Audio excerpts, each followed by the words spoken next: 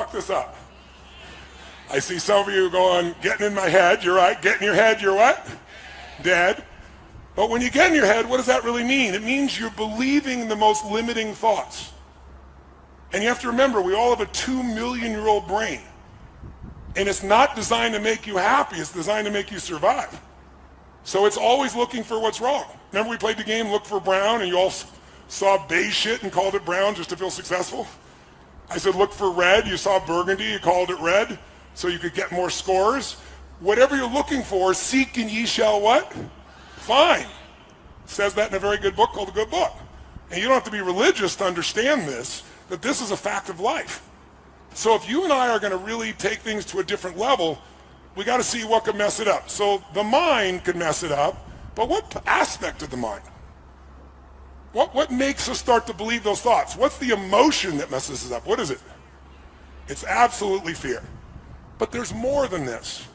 Every day of our lives, we live in a world that is incredibly complex. It is no more stressful than World War II, when none of us in this room probably remember that time, but it looked like democracy was disappearing and the Germans were going to win at one stage. That's stressful. Being in a foxhole is stressful. You're not making as much money as you want, or being a little overweight, or someone calling you names online. That shit is not stressful. We're making it stressful. We've lost perspective. Who's with me on this? Say aye.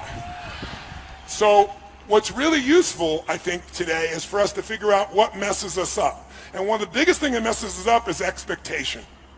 Right? What did we say the other day? Trade your expectations for appreciation, and your whole life changes. Because when you're expecting things and it doesn't happen, you get upset.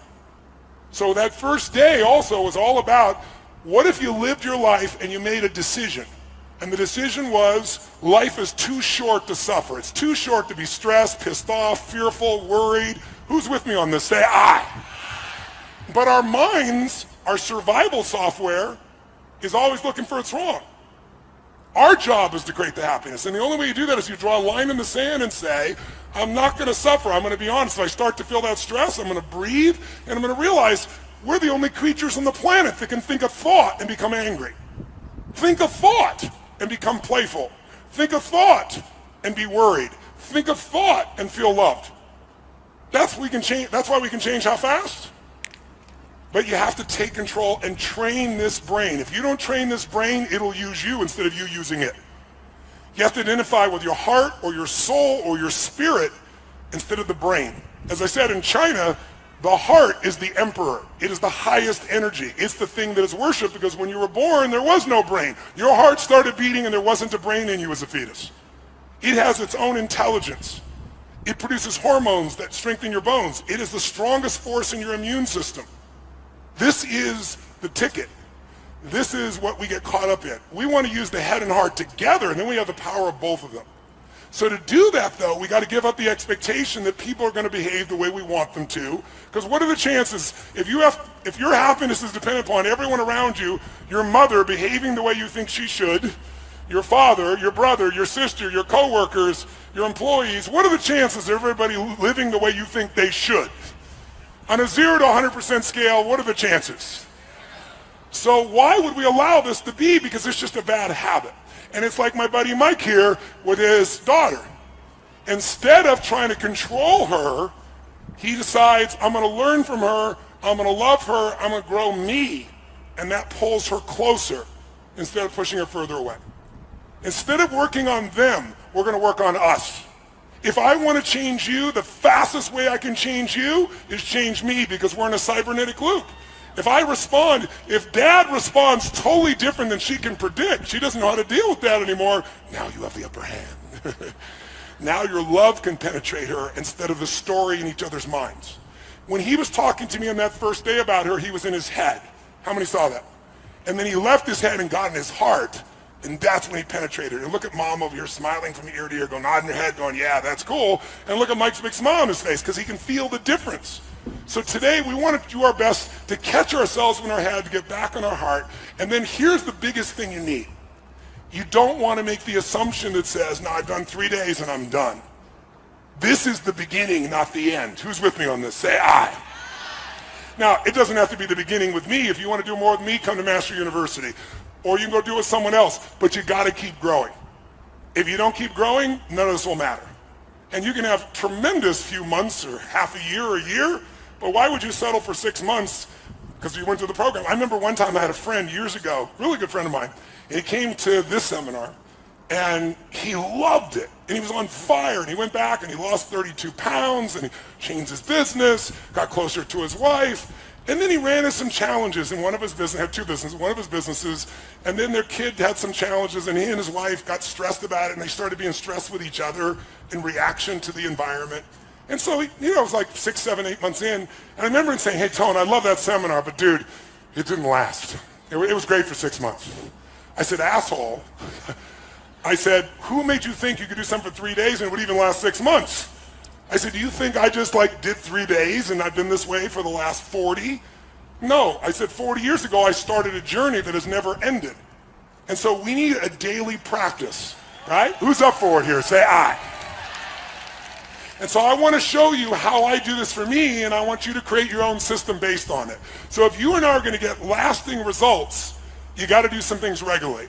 The first thing, and I call this immersion coaching, the first thing that I do still myself is I schedule myself at least twice a year, sometimes 3 times a year, to go to an event of some sort where I can make myself better psychologically, emotionally, relationship, finances, something. I call it an event blast-off because most people learn a language in high school and college. Who learned a language in high school and college? Let me see your hands.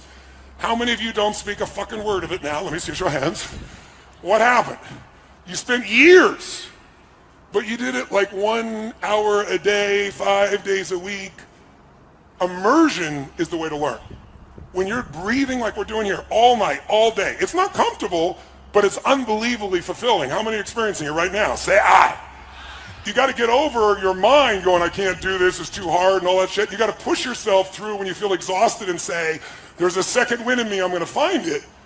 But if you go for immersion, you will master things 10 times faster than you will doing an hour a day or once a week or something like that. I mean, think about it. This seminar is 50 hours over the course of the weekend, 4 days. It's a lot of hours. I can make this so much easier. Let's do an hour a week for a year. We'll get 2 weeks off, it'll be easy. Would we get the same result, yes or no? No way. So I'll give you an example.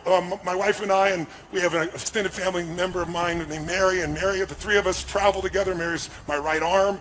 And so I drag Mary with us too because she's part of our family. We just recently finished A Date with Destiny, which is my most powerful seminar. It's 6 days and nights, and it's an experience of some grads of Date with Destiny, cool. But it's one of my favorite things to do on earth, but it's not an easy thing on my body, as you might imagine. And it's incredibly fulfilling, but at the end of it, my body is complete toast, as you can imagine. And we were in Australia, in the Gold Coast, and I scheduled already, some Aussies here, huh? Nice to see you guys. And I scheduled, because my life is so full, there was only 1 week I could do this, and so I scheduled to go to this place in Sedona, Arizona, where this man for 39 years has been a neurological expert about how to wire your brain for alpha states, delta states, if you're familiar with those. But alpha is the expertise. And I want to, as great as my life is, I want to take another level. So I have more to give for my family, for my friends, for you, for myself. So we go for 7 days and nights. And this is what it was like. You got up first thing in the morning, 6:30, and you spent an hour and a half getting your brain wired with this glue shit. And they put 180 of these electrodes on your head. My wife looked so attractive, and so did I. It was amazing. And then, after wiring you up with this goop, which by the way takes forever to get out afterwards, well, there's where we don't see the goop, you see just our hair afterwards. But the bottom line is, we go in, then you go in individual rooms. I want to be with my family, right? I want to be with my wife, I want to be with my family, and I got to go in this dark little room that has no light, and it's freezing cold. It must be my karma for the shit I do to you people on a regular basis, right? And sure enough, I'm there for 14 hours in this room. You get 1 break, sometimes 2, run the restroom, and the entire time you are learning to think, and how you think these electrodes create sounds. And you learn how to put yourself in the zone of alpha. But it's a bitch.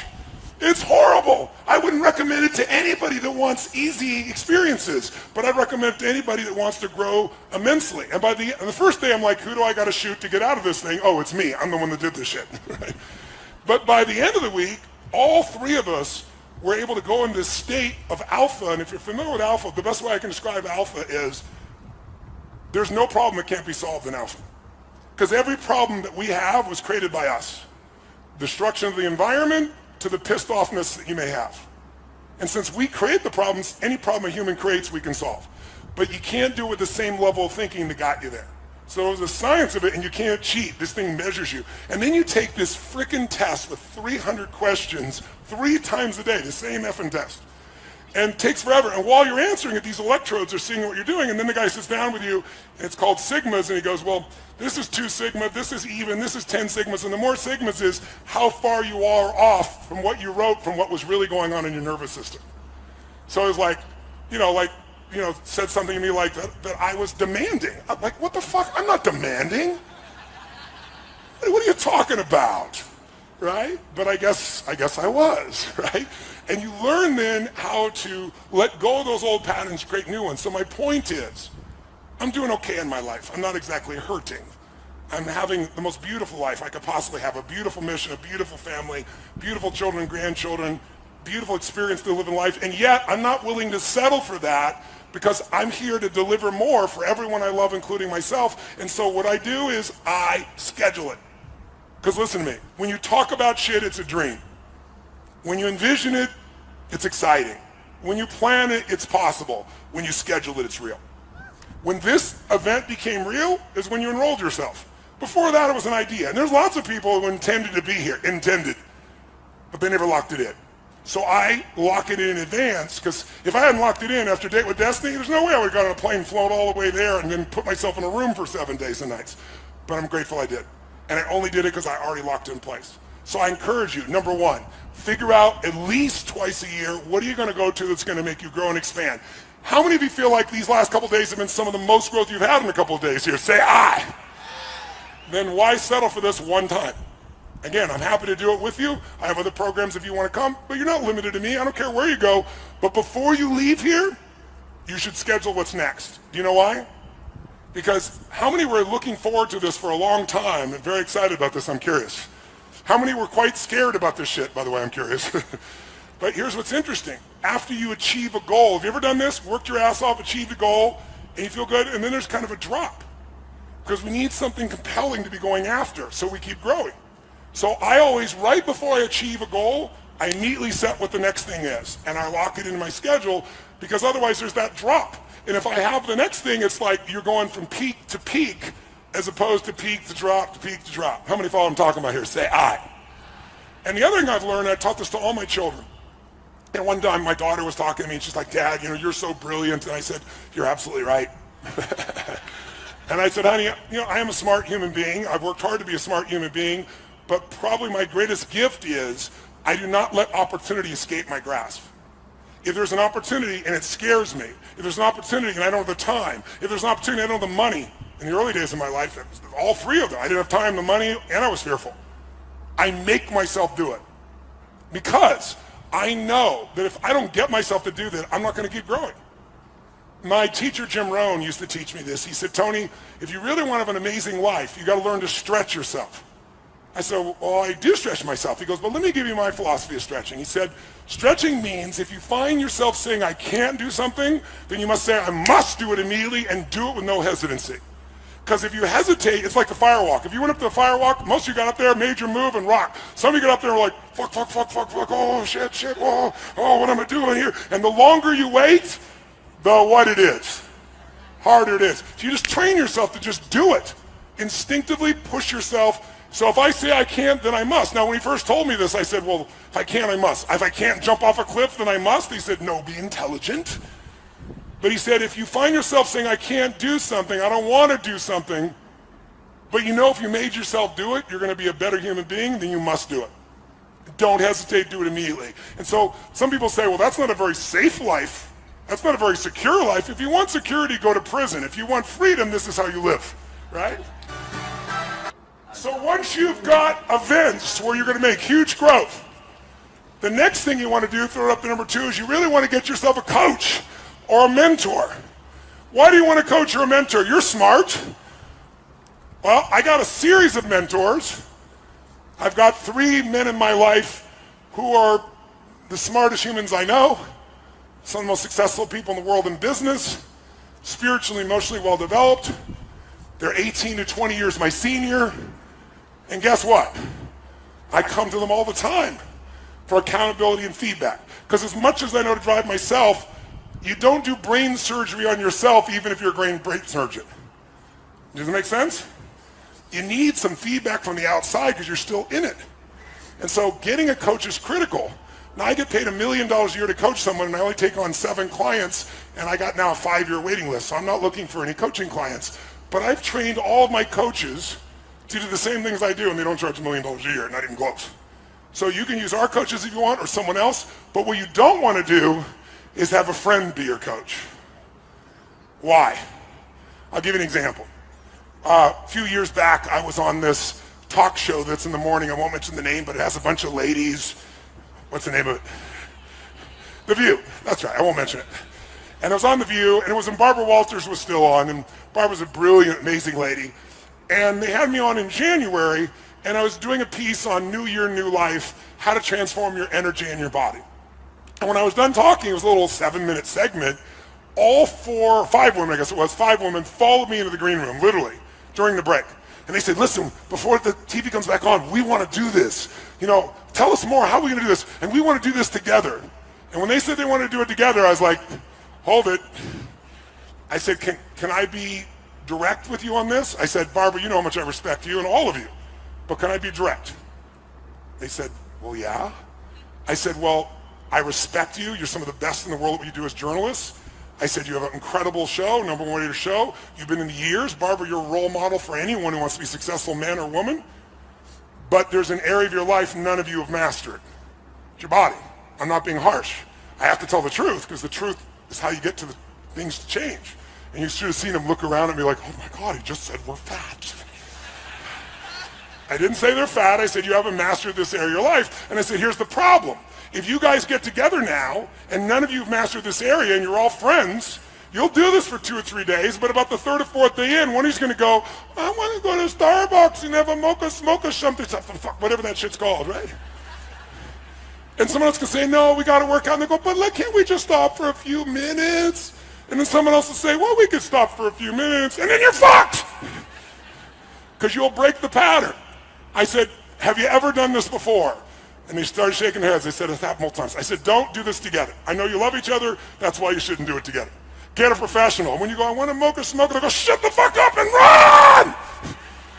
You need someone who's not going to listen to your bullshit and is going to push you until you develop the discipline, till you develop the skill. And even then, they're going to know the little things, the 2-millimeter things you don't know that could save you a decade.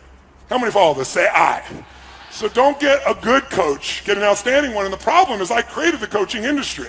Before I came along, no one called himself a coach in this industry. There wasn't this industry. You had to be a therapist, and you got approved by insurance.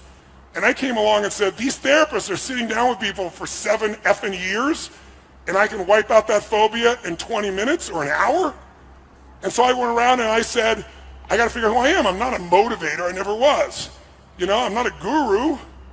What am I? And I thought, well, as an athlete, who influenced me the most were my coaches. And many of them were not as good as I was, but I'm in the game. I'm in the forest. They're outside of it. They could see things and give me cues, and they cared about me. So I said, that's what I am. Forget athletics. I'm a coach. I love people. I'm not better than they are, but I'm going to see things they can't see because this is my focus. Right? And so I did that, and for many years I called myself a coach. No one did. And I remember I was on Larry King Live, and I just started coaching President Clinton, and he goes, what is this coaching thing? You're not a coach. You don't coach athletes. I said, well, actually I do. But I said, no, here's what I mean by coach. And I was about to give it up, and like within the next 6 months, everybody was a coach. Therapists started calling themselves coaches. Financial planners started calling themselves coaches. It became a term of art. Now I hate it. You know why? There's no standard. Right? Anybody can say they'll call themselves a coach. Anybody go out there and do it. They go to some class. Some idiot teaches them 3 skills. They've never produced a fucking result in their life, and they're a coach. So I feel like I created a bastard industry. And so like any industry, there's good and bad. you got to find somebody who's outstanding. Don't settle for somebody who's good, and don't settle for somebody because you like them. Because liking them is a nice thing. You need somebody who has the skill to get you there. Who's with me on this? Say aye. And why do we want a coach? So you measure at least twice a month, some of you 3 times a month. Because if you don't measure, you can't manage what you don't measure. Does that make sense? And you got to measure it, and it's easy with your children, with your life, with your businesses. You're going to get caught up. You need somebody helping you to stay on target for what you want for your life. How many follow? Say aye. And it's cheap. Most coaching is inexpensive, and the people that overcharge, don't go to them. But get somebody who's really great. And then finally, thirdly, and this is what I want to show you this morning, you need a daily practice. And a daily practice that's going to put you in the best state possible regularly. And so there's 2 parts of the daily practice. One is you want to feed your mind every day for at least 30 minutes. And when I say feed your mind, my teacher Jim Rohn used to say, miss a meal, but don't miss reading for 30 minutes. And I don't mean reading the web or your social media bullshit or Twitter. I mean reading a real book that you've selected because it's going to make you grow spiritually, mentally, emotionally, financially. Something that makes you think, something that gives you a strategy, not some cute little blog post that you can read in 5 minutes. I mean something that's going to make you not be mental candy, something that's going to produce a different result. Because our lives are the result of the input. Input a bunch of garbage, you get garbage out. So I would never miss reading, and then I started listening to audios when I was really young. And the great thing about audios is you can do what I call net time, no extra time. So the biggest challenge we have is, when am I going to read? When am I going to do this? When am I going to do all these things? The answer is, it doesn't take any extra time. If you use net time, you can do it while you're cleaning the house, while you're working out, going for a walk. When you're driving in your car, should be your new university, where you're feeding your mind. Because if you don't feed your mind, weeds grow automatically. You don't have to work on growing weeds. They're going to be there if you don't do something to replace it. So every day, 30 minutes of either audio or a book, something that's going to make you grow. It'll feed your mind. It'll keep the momentum going. So this won't be just the one burst. This will be the one that got you going. And then you keep the momentum by doing this. And then finally, and most importantly, many people, the most silly question I'm asked in the media all the time for 40 years is, don't you have bad days? Don't you get upset? Don't these things happen? Well, of course, but I said I don't stay there. I've trained myself like an athlete trains their muscles. I've trained my emotional muscles, which, by the way, I think your emotional and spiritual muscles are the most important ones. Courage unused, does it grow or shrink? Which one? Faith unemployed, unused, does it grow or diminish? Diminishes. Passion unexpressed, does it expand or shrink? So the most important muscles that change your life are those mental, emotional, spiritual muscles. If we develop them more, we're going to experience more. So the way I do that is through a process I call priming. And this is the part that I really want you to get, because it's really simple. Most of us, have you ever seen someone do something and thought to yourself, what the F is wrong with this idiot? Who's ever had that thought? How many of you ever done something yourself and thought, what the F am I doing? Okay? Many times we think we're thinking our own thoughts when we're not. We've been primed by the environment to think a certain way, and we don't even realize it. Now, sometimes that's done consciously by marketers or advertisers. That's a simplistic example. But a more powerful example is what happens in your daily life. So let me give you a couple examples so you become aware of the power of priming, and then I want to show you how you can consciously prime your own mind and body and emotion so you naturally go where you want to go as opposed to hoping you go there.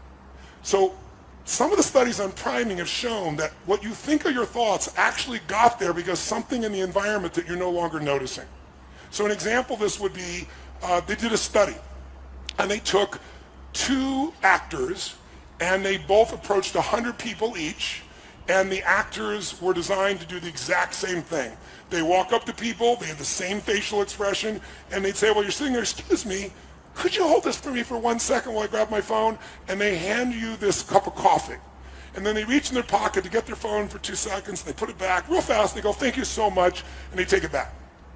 And every time they did it exactly the same way with all the people, 200 people, 100 each. Each person did 100 people, but 50 of those people they gave hot coffee to. 50 of the people they gave iced coffee to. Now listen to this. This is mind-boggling. After 35 to 45 minutes roughly, A person walks by outdoors or at the mall, wherever they did this. They have a checkboard, clipboard, and they go, excuse me, we'll give you $20 if you'll give us 3 minutes of your time to read these 3 paragraphs and answer 2 questions. 95% of people do it. $20, 3 minutes, I'll do it. And they read these 3 paragraphs, which is this story about this main protagonist. And then the 2 questions are, tell us what's the first emotion that you link to the main character, and what's the second one? Those are the 2 questions. When they do this with people they handed hot coffee to, 80% of the people, 81% to be exact, roughly 80, 81, say that the person they read the story about is generous and warm. Sometimes they add the word loving, but generous and warm is always there. The people who had the exact same presentation 34 or 40 minutes earlier who were given iced coffee, 80%, there's a 1% difference, which is statistically irrelevant. 80% of them say the person is cold and uncaring. And the only difference is 35 or 40 minutes earlier, somebody handed you a hot or cold cup of coffee. That's wild, isn't it? I'll give you another example. In America, many of you, there's 72 countries here, but in America, a lot of people see individuals that come from Asia as being superior in science and math. And there's a different mindset in those countries about science and math. And when those people come here, they work incredibly hard, they're incredibly focused, they believe, and the belief structure is they do really well if you're Asian. Now, in our culture, in the past, many times people have been focused on the fact that if you are a man, you do well with math and science, but if you're a woman, it's just not your cup of tea, you're not quite as strong in it. And there's no basis for that whatsoever, but it's a cultural anchor that people have begun to believe in. So here's what's interesting. They took the math part of the SAT test, and they took a group of women at Harvard, and all they did to change the test is change the first question of the test. On half the test, they said, what's your gender? On the other half the test, they said, what is your nationality, right? What's your ethnicity? Well, interesting. When they're asked what their sex was, and they're all women, they performed 11% lower. And if they were asked, what is your ethnicity? And they said Asian, they were 11% higher, a 22% difference between the two. And the only difference was the first question that was asked. Because it primed you either for your higher level of skill based on your conditioning or a lower level of skill based on social conditioning. How many follow? Right?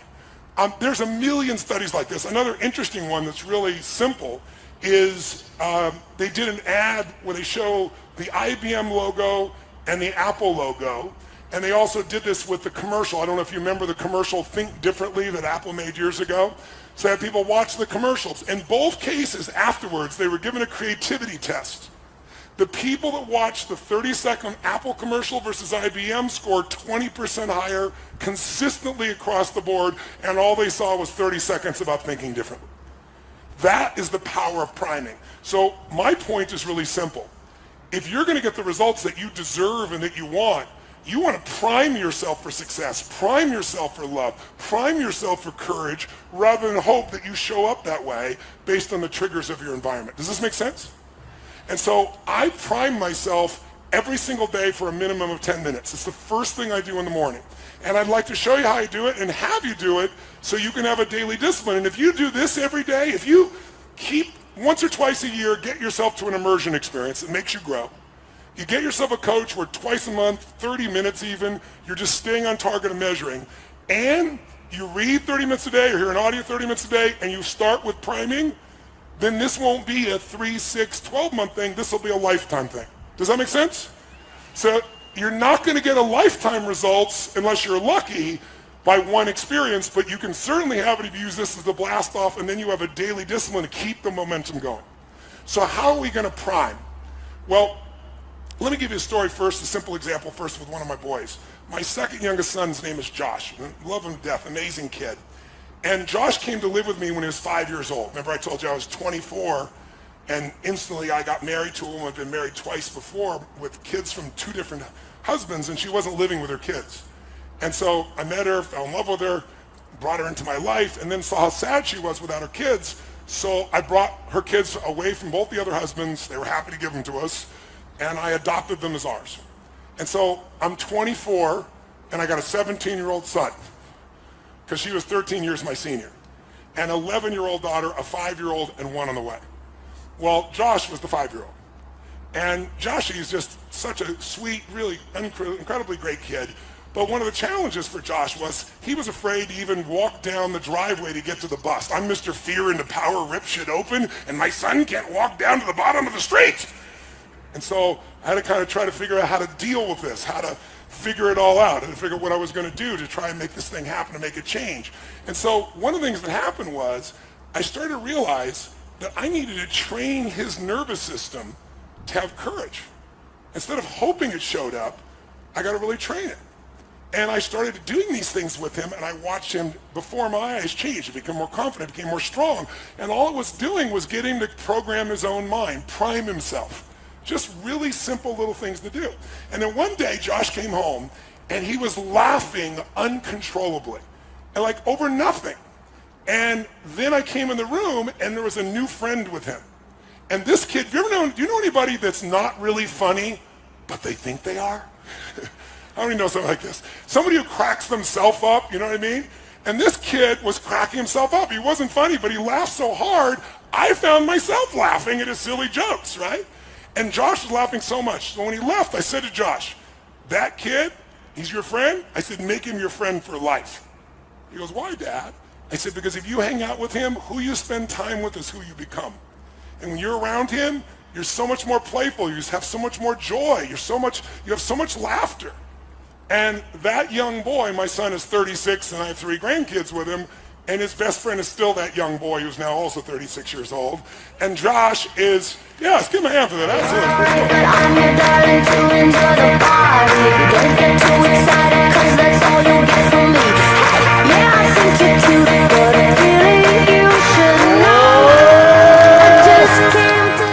And to this day, Josh is funny as shit.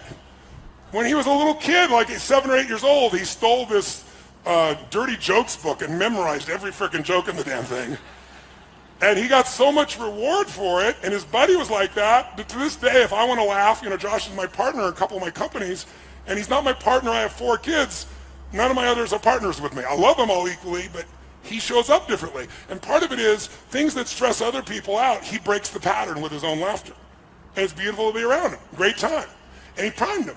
So I'll give you another example of priming. When I first started my Date with Destiny seminar decades ago, I did the seminar in my own house at a place called the Del Mar Castle, and there were about, 38, 39 people at the seminar. It's a little different now, as you can see. And I was delivering like my heart and soul into this particular program. And gradually I started looking around and going, man, I can't keep doing this in my house. There's not enough room. When we got to 100 people, I had to move it. But I wanted to keep it in I lived in Del Mar, California. It's on the beach. And I thought, well, there's a hotel on the beach. And it's a really nice hotel called Le Berge. And we'll go down Le Berge, we'll do it there. And they have a room that'll hold 150 people, which is a giant seminar for me at those days. And what I didn't count on, I thought, this is great. People work on their beliefs and their goals and their values, and they can go outside and they can sit on the beach during the breaks and breathe the fresh air. But what I didn't think about is right there in Del Mar on the beach, there's a train station. And so somehow my little brain didn't figure this out till it was too late. I'm in the middle of the seminar, and someone is sharing this emotional experience. This woman was raped, and she's going through it all, and I'm stepping in to help her, and all of a sudden and you hear this frickin' train whistle, and they do it like 5 times so nobody misses the train. And so every time I start talking, interrupted again, and people are getting pissed off, and it was happening so often because there's so many trains that at one point I realized I know the schedule when everybody will be pissed off. 8:30 a.m., 10:15, 11:30, 12:10, they're going to be pissed because the train's going to come. So I turned to the audience and I said, we kind of have a schedule for being pissed off right now, and I'd like us to train ourselves to feel differently. How many of you have something in your life or someone who can trigger you at times, annoy you? It could be a family member you love, but they have this little thing they do. It could be a husband or wife. It could be your kids. It could be a coworker. How many got one of these? Say, aye. I said, what if we trained ourselves so the same stimulus that was making us angry, we trained our nervous system just using basic science, neuroscience, train our nervous system so the same stimulus makes us feel great. And people looked at me like, this is bullshit. What are you talking about? I said, here's what I want to do. Since the train's going to come a dozen times a day and we have 3 more days together, perhaps we should enjoy the train. How many of you, when you were a kid, when you heard a train, you wanted to see the train and maybe count the number of cars or run down and be close to it? How many were excited when you saw a train? Raise your hand, say aye. Now you're on the way to work or a meeting and a train comes and it's in your way. Frickin' train!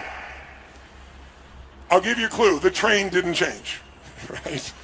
So the question is, I said, what if every time the train comes, we train ourselves to celebrate, to feel good, to enjoy? And I said, so here's what I'm going to ask you to do. Every time we are trained, I don't care if you're in the middle of the most important conversation of your life. I don't care if we're doing something what you think is so important. I don't care if you're tired. I don't care if all the books are on your chair. I want you to instantly just drop everything, and I want you to jump and start to celebrate like a little kid, like it's the greatest gift of your life. And then we're going to end with a whoa clap, and then we're going to laugh hysterically into our chair. And if you can't laugh, I want you to fake laugh into your chair. Because most of you know if you fake laugh, what starts to happen? Real laughter comes, right? And then you wire yourself to laugh more easily. Just like with Josh, I wanted people, wouldn't it be nice to laugh easier? You didn't have to have everything be perfectly funny for you to have a good time. Because most of it doesn't have to be perfectly bad for you to be pissed off. So train it. So I got everybody to agree, and we did it. So every time the train came, and some people are like, oh, a frickin' train, that won't work. You gotta go, it's a train. You gotta be like a little kid. And pretty soon, people look forward to the train. And by the way, would this be useful to train yourself around a person in your life or a situation, yes or no? So I don't have a train nearby, but I've imported a special train whistle, and I'm going to ask you for the rest of today, no matter how tired we are, no matter how hardworking, no matter what we're in the middle of, if we hear that train whistle, we're going to jump up and we're going to celebrate like little kids, make noise, have fun. We'll clap, we'll do the whoa clap, and then we're going to laugh hysterically into our chair and maybe point at somebody else and laugh at them while we're doing it to train our nervous system. Who's willing to go for it? Who's willing to go for it? Oh, yes! If that feels good, say yes! Say yes! Say yes! So that's priming. Can we prime ourselves to feel good? Yes or no? What if you knew you would have a really important conversation with your kid or your spouse or your loved one, and you're starting to feel a little tension because you don't want to deal with this because you love them, you don't want to deal with the bullshit, but you know you got to. In this state of being primed about it, how's it going to go? But if you primed yourself with laughter or joy or playfulness, and now you go to be with them, and somebody goes, no! And you go, that'll fuck with them real quick, won't it? They don't want to deal with you enjoying yourself. So we are in charge. Here's the point. Life changes the moment you make the decision that you're 100% responsible for your experience of life. Not responsible like a heavy, response-able. If you're responsible, you're able to respond. You can only respond and be able to do that if you own yourself. And if you know people can do anything, but still you're the authority of what it means to you. You're the authority of your own emotions. You're the authority of your own actions. Who's with me on this? Say aye. And blaming other people, which the human mind is always looking to do, will never make you happy, never make you fulfilled, never bring you closer to people, will never make you grow. So when you're willing to take that level of responsibility where you're like making judgments and you go, oh, that person's such a bullshitter, such a liar. One of the things I always do is I do a reversal in my head and go, you're such a bullshitter, you're such a liar. No, I'm not. Where are you a bullshitter? Well, I did bullshit about that once. Who's ever said something and after you said it thought to yourself, what I just said was total bullshit? How many of you ever thought this? How many of you ever heard someone else say something and thought to yourself, what they just said is fucking bullshit? See, if you can see it in someone else, they can see it in you. Better to just own it and let go. Because that's what the mind does. If we let the mind run us, we're going to have a tough time. This mind serves me. I don't negotiate with it. Remember I told you? I don't say, well, I'll do this. Well, maybe we could do it. Maybe we'll jump in the water now. It's like, it knows I'm not here to negotiate. When I say it, we do it. That's what we want to train ourselves to do today. Who's up for that? Say aye. So the first step to that would be priming. So let me show you exactly what I do for 10 minutes. By the way, my son, people have around him enough, he laughs so much, he is a priming to other people when he shows up in the room. Because they're around Josh enough, and they know at any moment Josh could crack them up. And there's an unconscious anticipation of it. Does that make sense? So even if something's stressful, they're almost on their edge that Josh is going to do something of this nature. It's an incredible skill. It's an incredible gift. So here's how I prime myself. I do 3 things. First, before I do the 3 things, whenever you want to make a change or improve something, the first place you want to improve it is in your mental, emotional state. If you do something from a pissed off state, from an exhausted state, from a frustrated state, from a weak state, it won't matter what you do. The thoughts are weak when you're in a weak place. The actions are weak. So the first thing we're going to do is I'm going to show you a simple breathing pattern. And the breathing pattern, if you're familiar with yoga, it's like breath of fire. It's similar to breath of fire. And it's a movement. And what it's going to look like is this. You're going to sit up in your chair with energy. I'll show you what we'll do, and then we'll do it. We're going to raise our hands up as we take the air in, and then you're going to blow it out. Only you're going to blow it out your nose. Now to do that, if there's anything in there, it may show up coming out of your body. So if it does, just wipe it on your neighbor. It's not a problem whatsoever. So if you do have some Kleenex, you might want to grab your Kleenex if you've got some, just in case something happens, because you're going to be blowing out that nose strong. In fact, if you have some tissue or a sleeve or something, now's the time to use it. So here's what you're going to do. You're going to take the breath in. Your hands are going to go where? Up. And then as your hands go up like this, and we're going to do that over and over again for 30 breaths. I'll count them. We'll do 3 sets of 10. You're going to do this with your eyes closed.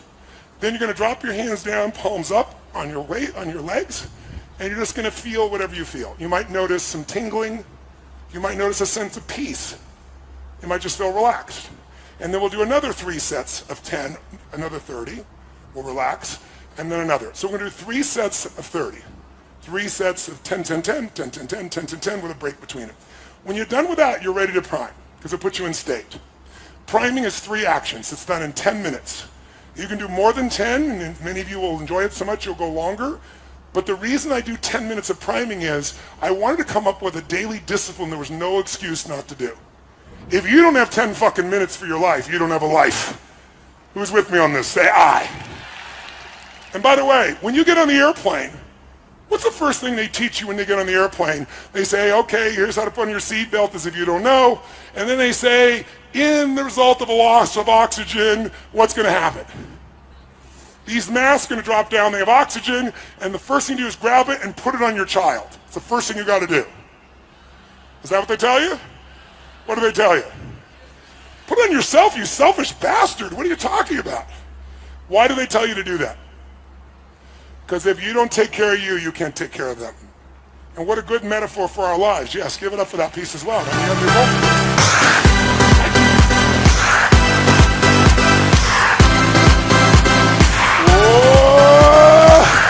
So we're priming, taking care of ourselves so we can take care of everybody else too. Does that make sense? So what we're going to do is, we're going to do our 3 sets of 10, 3 sets of 10, 3 sets of 10.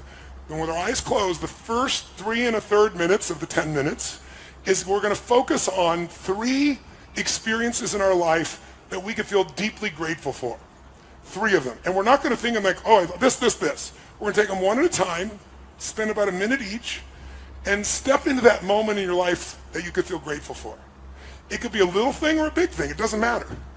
What matters is that you go there. You know, if I asked you what's it like to be on a roller coaster, and you remember a time when you're on a roller coaster and you picture yourself on a roller coaster over there, you're going to give me a very different feedback than if I get you to imagine the moment you were going over the edge and you're in the front seat. Then you're going to show me a different result. You want your gratitude to be in the front seat, not an intellectual gratitude out there. So I take 3 minutes, a minute each. I come up with something different every time. I think of a moment that I could feel so grateful for, a blessed moment, a beautiful moment, a loving moment, a sacred moment. And I step in and feel it and flood myself with the gratitude.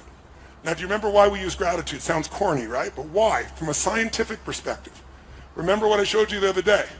When someone's frustrated, when they're angry, we can measure your EKG and your EGG. We can see what your heart and your brain are both doing.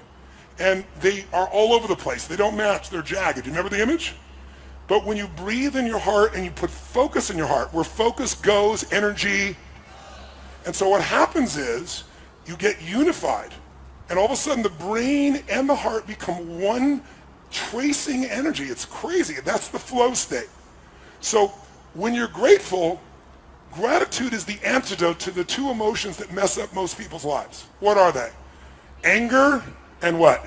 Fear. Those are the two biggies. You cannot be grateful and angry simultaneously. That's the beauty of it. It's the antidote to anger. You can't be fearful and grateful simultaneously. So the more you cultivate and prime yourself for gratitude, the more you can push through anger and fear very quickly. Does that make sense? So again, it's scientific. This is not like positive thinking bullshit. It's about what actually changes biochemistry and what will get you to wire and fire a new set of patterns that are more elegant, more rewarding, more impactful than the ones that society will condition you to do if you let it. Okay? So 3 minutes, a minute each. And by the way, when I do it, I usually pick two strong ones, and then I pick something really simple, and I make myself really feel the gratitude, like the wind on my face, or the smell of the ocean if I'm doing it outside by my house, or the look on one of my children's faces. And I'll just fill that up. And the reason is, if all you do is get grateful about big things, you're going to miss most of life. You know, the astronauts that went to the moon, think about that journey. Think about, as a child, these guys dreamed of being an astronaut. They competed with hundreds of thousands of people, and then a few of these guys get on that rocket and go to the moon. And imagine, you walk on the moon, you look back, and you see that picture we've all seen of the blue-green Earth that's so beautiful, and it's not a photograph. They were the ones there seeing it. Talk about an experience. And then they face their fears and come in, and they land successfully in the ocean, and they're rescued. And then there's a ticker tape parade in New York. They shake the president's hand, and now what do? You're 32 years old, and you walked on the fucking moon. What do you do now for adventure? And if you study the astronauts, Buzz Aldrin, all these guys, I had a chance to interview most of them, not all, but 3 of them. Almost all of them wrote about, described what happened to them. They no longer had a compelling future. How do I have an adventure? I walked on the moon. Everything else is small by nature. And as a result, they got depressed. Most of them abused alcohol and drugs. Why? Because they're looking for adventure on a moon run, and they missed the adventure in a smile. So I train myself daily, prime myself to find those little things that are so beautiful and feel them, because the more I feel them, the more I can give that to someone else. The more I can move that direction, the more I can enjoy as well. It's putting the mask on me first. Who's with me on this? Say aye. Okay? So that's, after we do our breathing, step 1 of the 3 steps, first the breathing, then the 3 steps. 1, gratitude. 3 minutes roughly, a minute each, 3 different moments you can feel grateful for. And feel it, enjoy it, savor it, live in it. Next 3 and the 3rd minutes. Second piece we're going to do is you're going to feel the energy in you and do a prayer or a blessing. Now, I know many of you are not religious. I'm not suggesting you need to be. But almost all of us know there's a power in love. You know, if God was love, and we didn't come up with all the other names for God, you wouldn't have much argument between people. So imagine that what you're going to do is imagine energy of God, the universe, whatever you want to imagine, coming down into you like a white light and breathing it down in through your body, down your legs, into the earth, and then coming back up and out again. So it's, and then comes back up. And you don't have to do this with your hands, but I'm trying to show you what the feeling is. And while you're doing this, what you're going to do during those 3 minutes is you're going to give thanks. It's like a prayer saying, heal my body, my mind, my emotions, strengthen me, make me the best I can be, strengthen my love, my passion, my courage, whatever it is that you value in yourself. And you feel that happening. Of the 3 minutes, I do that for about a minute and a half, and the other minute and a half, I then take that energy through me, and I send it in a circle around to my children, to my family, to my friends, to my coworkers, to my associates, to my partners, to the people I meet on the street, to my clients. And so it's taking the energy in. Now, you might sound like woo-woo stuff, but the idea of allowing your nervous system to heal and strengthen, just the focus of that alone, for you is strong, and sending to others as well. So you can think it's all bullshit, but try it and decide based on the experience. If you do it a while, I think you're going to find it'll deepen that sense of gratitude, because it becomes not only gratitude, but a healing, a strengthening, and a gift to those you love. The last 3 minutes, I call 3 to thrive. You're going to think of 3 things that you really want to accomplish or achieve, but instead of like hoping it happens or thinking about it happening, you're going to step in your mind and experience it as if it's done. You're going to see it or feel it, breathe it, celebrate it like you've already achieved the goal. What you're doing is training your reticular activating system. And we talked about this the other day, the part of your brain that notices things. When you didn't, before you bought that car outfit, you never noticed them. Now you buy that car outfit, those cars and outfits are everywhere. How come? Because your RAS, now that you own one, says this is important. I need to pay attention to this. Well, when you get clear what you want and you see it as done and feel it and create it in your mind and your heart and you celebrate it, there's a sense of certainty that enters your body and your reticular activating system starts to go to work on making it happen. So you spend a minute each on those. So basically 3 minutes each, 3 1/3 minutes each, and we're done. All right? How many want to try?